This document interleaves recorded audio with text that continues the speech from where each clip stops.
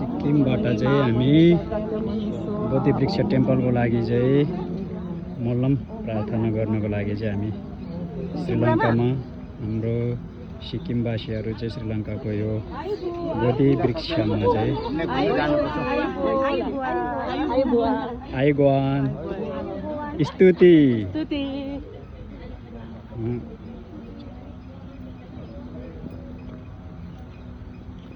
आइगवान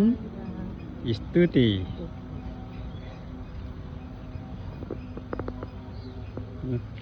हाम्रो सिक्किम टोली चाहिँ श्रीलङ्काको यो बोधि वृक्ष मुनि प्रार्थनाको लागि चाहिँ हामी सिक्किमबाट चाहिँ यहाँसम्म टसिदेले हाम्रो सिक्किम टोली चाहिँ बोधि वृक्ष टेम्पल बोधि वृक्षको मुनि चाहिँ मल्लम प्रार्थनाको लागि